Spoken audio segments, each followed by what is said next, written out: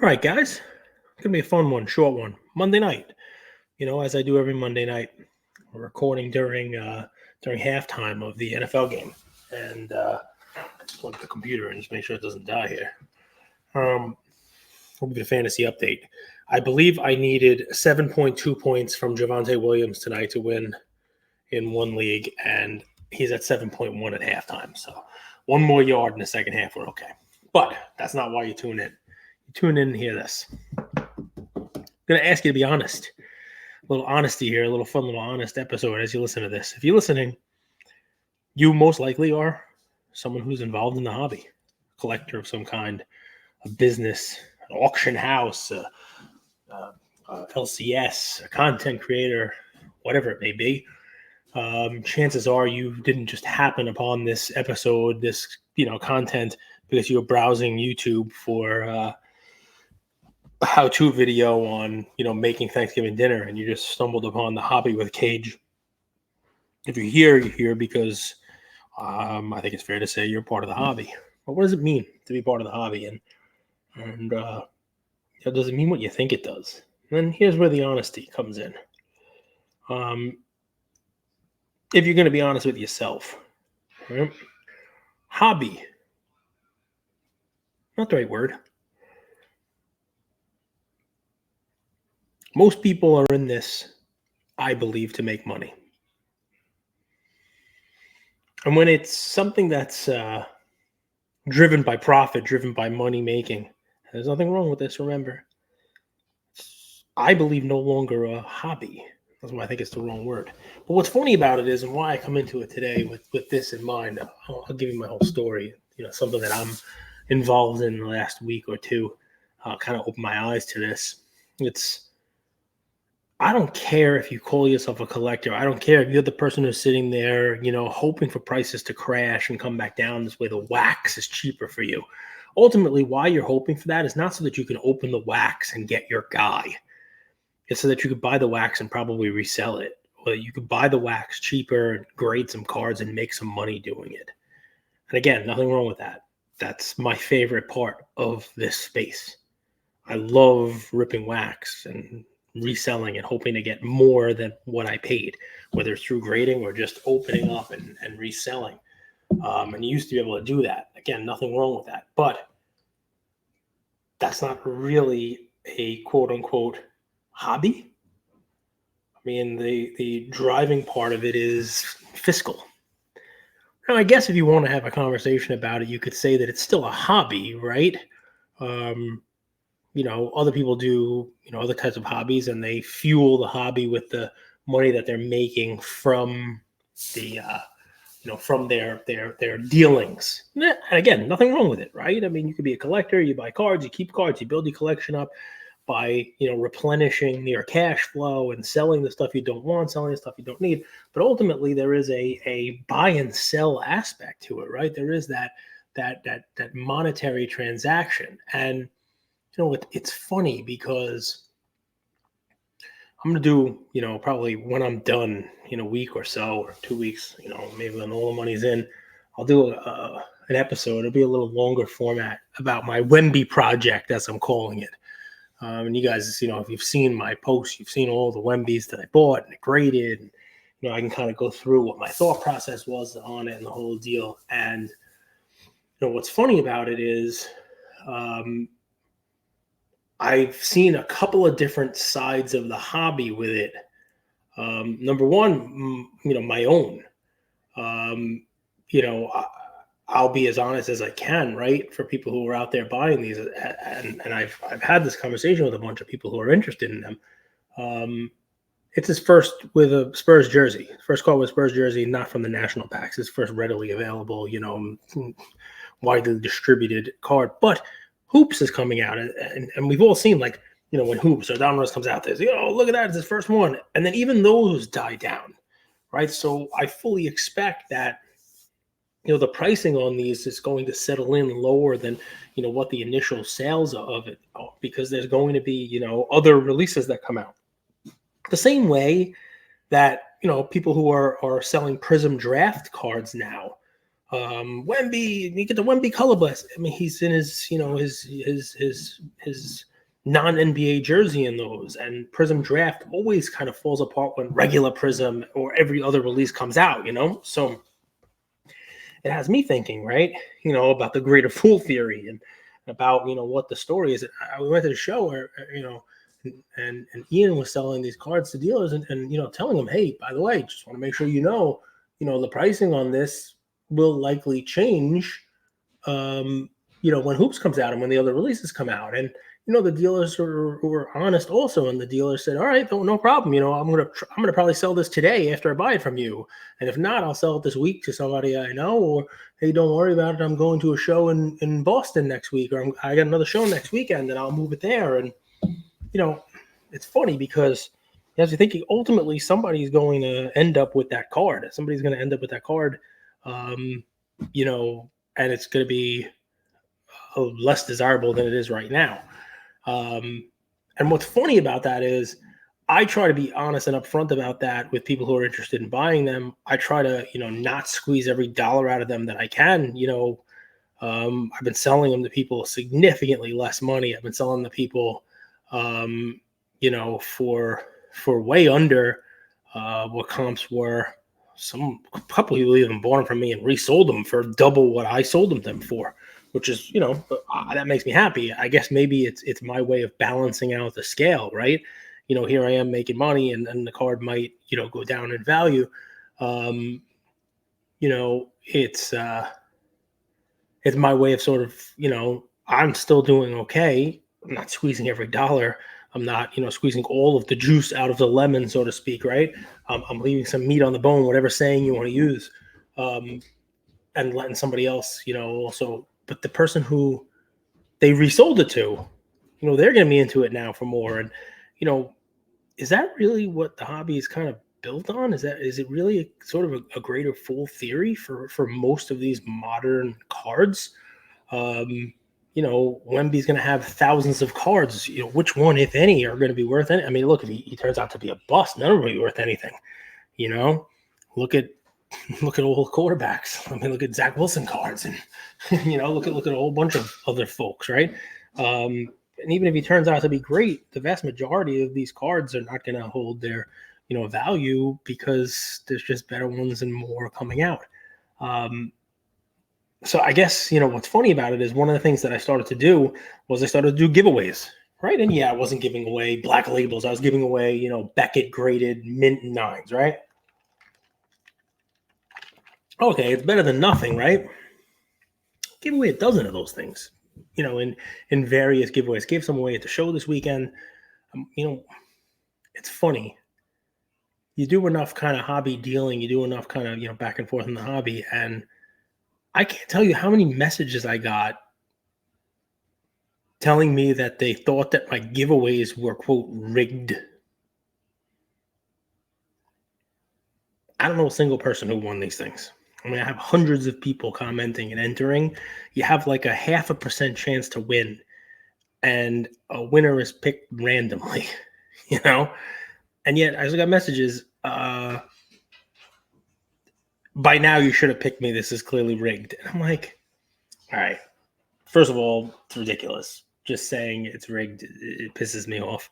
Second, anybody who knows me knows I'm not going to jeopardize thousands of episodes and decades in the hobby over a BGS 9 Wemby Panini instant giveaway.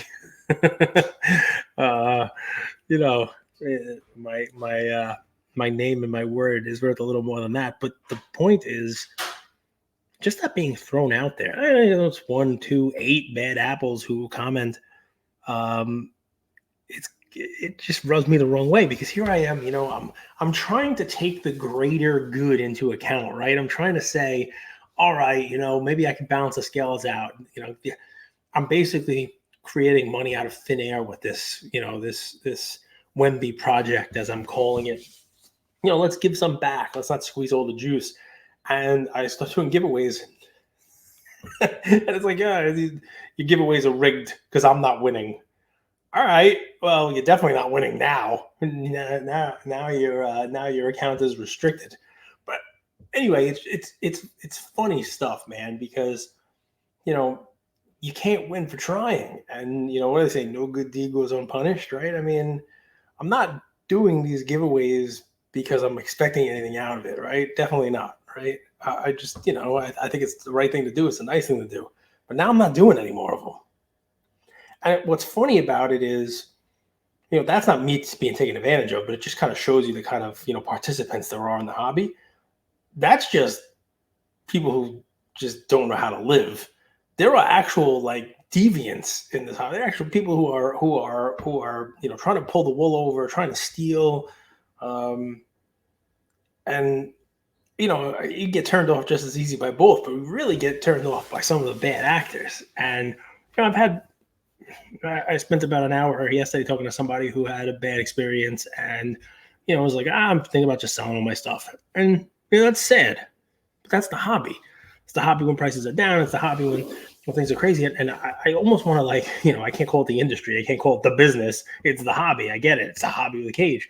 But what's funny about it, I think we all have to be honest, and it's a business. It really is. And yeah, I'm sure other people, listening and saying, yeah, I just collect. I don't care about any of this shit. Sure. Okay, that's fine.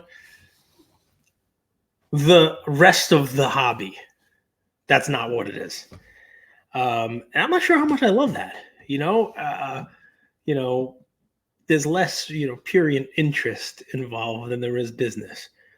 And for anybody who thinks that's not the case, I mean, do you really think that Michael Rubin bought in with Fanatics because he just wanted to recapture his, his childhood innocence? That was it. I'm just going to spend all this money just so that I could feel like a kid again. I think there might have been some fiscal reasons for it. I think there might be some money involved in what these companies are doing. And what's funny is, that leads me to my my second part. It's the content. Obviously, guys, you love the news. The news will come out. There's plenty of news this week. I'll do news, Tuesday morning. Wednesday, I got Arena Club coming on, so I'll do a guest episode Wednesday. With Jesse and Brian from Arena Club, talk about the direction that company's going in and some of the cool things that they're doing. And that gets me thinking also, right? The content. I watched the Toronto Expo stuff. I didn't see much content about cards. Like, some of them cool, like interview sports athletes and stuff like that. That's cool. It's fun stuff to to look at. I didn't see too much card content. I saw content. I saw content creators making content about content. I saw Mojo do a break. It was a horrible break. National Treasures box. It's just abysmal what was pulled in that box. I think Jalen Suggs was like the best card. And it was funny to watch him open it and be slightly nervous about opening a box that, of that kind of value. So that was fun. Not too much of that, I mean, I didn't see too much content. I see a lot of I don't know. I see a lot of auction content. I see a lot of money content. Content that I know would not be made if it wasn't being paid for. And again, nothing wrong with that, right? Obviously my show has been sponsored before, and obviously my show, I currently do have, a deal with Arena Club as well. So again, nothing wrong with that. It's just funny that all of it is dollar driven. It just is. And I think, if we're upfront and honest about that in the beginning, it's probably a better thing. That's probably a good thing, because also it opens your eyes and lets you know where your content's coming from, And why am I saying this? I'm saying this because, look, you can be as organic as you can with your content. You can actually mean the things that you're saying. But the last couple of weeks, the most common refrain that I've got in my DMs and my text messages and my conversations with hobby people, it's funny. It's the same exact message, and it's, I bought these cards. I got swept up by it. I saw it on this person's story, or I saw this person do a video post about this auction. And it's not a card I needed, but I saw the post, and, they made such a convincing argument. They told me blah, blah, blah. They said it was this. They said it was rare. I saw that content. I bought it. And, it's been like 2-3 months. I've showed it to a bunch of people who know a lot about that player, that, Griffey card or that Kobe card. And they told me, it's just not as sought after. even though it's rare, it's not something that people really want. It's not something that's, heavily collected. And I feel like, I needed to do a better job of where I get my information from. I've heard this probably a dozen times this month. And what's funny, why it sticks with me is because I've been swept up in those emotions myself, watching content about this Peyton Manning card that is going to sell for $24,000. And then when you get around to reselling it, it'll sell for less than 10, which is a nice loss for you, Cage. About, rubies and totally certifieds and PMGs and whatever the hell else is being hawked these days, gold cards and Kobe's and whatever the hell else there is. And I mean, I guess it's, it's important to know where that content is coming from and why people are saying what they're saying. I'll try to do better myself. I mean, my page specifically says right on it, I'm sponsored by Arena Club. It's the only place that's giving me $1 right now. So you should know that. Even though I have a little Bleecker Trading hat on right now, I'm not getting paid $1 by Bleecker Trading. I just like the damn hat. Anyway, so there's your Cage thoughts for the day. I gotta tell you, it permeates through my thinking about the hobby, so much so that I've actually thought about just doing the news, or doing episodes that have nothing about a brand or anything like that. But what's amazing about that is hobby content. It sort of can be broken up into two categories. It's hobby drama, and you guys know who those hobby drama people are. They're making content about content. They're making content about other people. I do it myself. I mean, if it wasn't for Jeff Wilson and C-Plus, what the hell would I talk about and what do I make videos about? There's that kind of content. And then there's what I say is sort of like, paid shill content, a lot of auction content, a lot of you name it. There's a very small amount of just, hey, here's my collection, here's my cards. And yeah, that's consumed, but that's a very small part of the, of the space. I guess you could say there should be more of that. I don't know that there's enough of that out there to be making daily or a couple times a week, you name it. So I've definitely been thinking about that. I definitely have. And it's kind of an interesting thought process, right? The hobby has, in my mind, just from this release, that release, these flips, this card going up in value, this guy, this, in-game, you name it, just the wild fluctuations in value and volatility that, you used to be able to talk about something different every day. And, not so much now. And what's funny is there's a little bit of burnout there. I've heard people talk about hobby burnout. I remember sort of the last 100 episodes or so I did with Andrew.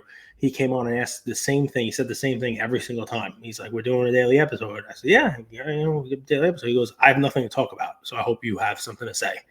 And I'm like, don't worry about it. Just hit record and I'll talk, Even that has become difficult. And I don't want to just come on here and talk, crap. I want to tell you what I'm thinking. I want to tell you what I'm, where my brain is.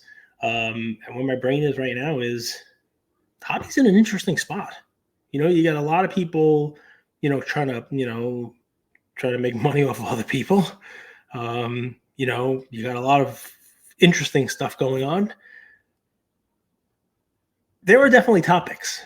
I mean, I'd like to do an episode on the 22% buyer's premium and how people got screwed on that and how I think other auction houses are going to do it also. Now, the auction houses will say no one got screwed, but the people who consigned with them before they upped it and then got less money from their sales because of it, they got screwed. Could do a whole episode on that. Maybe I'll talk about that. Maybe that adds some value. I don't know. I have no idea. All I know is hobby's in a very different space than it was a year ago. I'm still having fun and finding ways to open cards and enjoy that with my son, go to card shows, take a look at my story. I got a post on there. He went to the show again, and sold every card he went there with. Literally just leaves with cash and no cards. And then we'll open up cards. We'll grade cards. He'll give me the cash that it's going to cost to grade the cards, and he'll replenish his collection and get next month, and he'll go to another show and do the same thing over and over again. That's fun. Not everybody does that way, but that to me is a fun and interesting way of navigating the space. I don't know. I'm curious to see what happens with card pricing, with card excitement over the next couple of months. And I think basically what I'll end with is this. I wonder if I'd be singing a different tune had I gone to the Toronto Expo. And I'm going to reach out to some people who went to the Expo, like Coach Co with his funky mustache. We get along, I think. He posted some pretty positive stuff. Reach out to some folks. I know Bagels, Vadim went to that show. Marino, I talked to, who went there. Reach out and see what they thought. What was the vibe like? What was the energy like? Because I've said this a bunch of times on the show. It's different, your kind of feel through hobby IG or hobby Twitter or, versus being at the show, being, live there, talking to people, seeing the kind of energy, the deal flow and all the like that. I'll bet you that people who were at that show might have a different take on the hobby than me. Maybe they also feel it was down. Maybe they also feel, it was a lot of, people there just trying to, make business deals and, maybe it wasn't really about the cards. Who the hell knows? I guess we'll see. I'll tell you, there was I saw a PSA graded some cool stuff. I saw a PSA 9 of the Star Jordan. I think it's a third one of those in PSA 9. That's cool to see. But what's funny about that, the way the hobby works, is I think that's cool. Wow, there's another one out there. Good for the person who graded it. But the comments are, wow, that sucks for the other two people. Wow, PSA just screwed those people who thought they had a Pop 2 card. I mean, it's just so funny, the back and forth of the hobby. Let's just say this. I've been doing this for decades. I learned something new about this hobby every day. I have my eye open to something new every day. And it's not really hobby specific. It's more kind of human nature-y. I learned something about the participants in the hobby. And I can't believe I'm still surprised by it, but I am. And there's another episode. I'll see you guys on Wednesday. We got some value out of this. It's more of a Monday brain dump. I used to do these all the time. It's kind of where my brain is in the hobby, having fun, enjoying it with my son, but also sort of questioning a lot of I don't call it the underbelly because that sounds sinister, but I'd like to peel back some of the layers of the hobby, and I hope you enjoy doing that. Maybe I'll do a couple more episodes about it as well. Talk to you guys soon. Keep smiling. And my DMs are open, guys. I do get some interesting messages. And if you're feeling the same, feeling some kind of way about the hobby, feeling like somebody took advantage of you, feeling like you just want to sell your cards and get the hell out, feeling you just need somebody to chat with, send me a DM. I'm always here. Talk to you soon, guys. Let's get a yard at least out of Javonte Williams in the second half. Talk to you soon.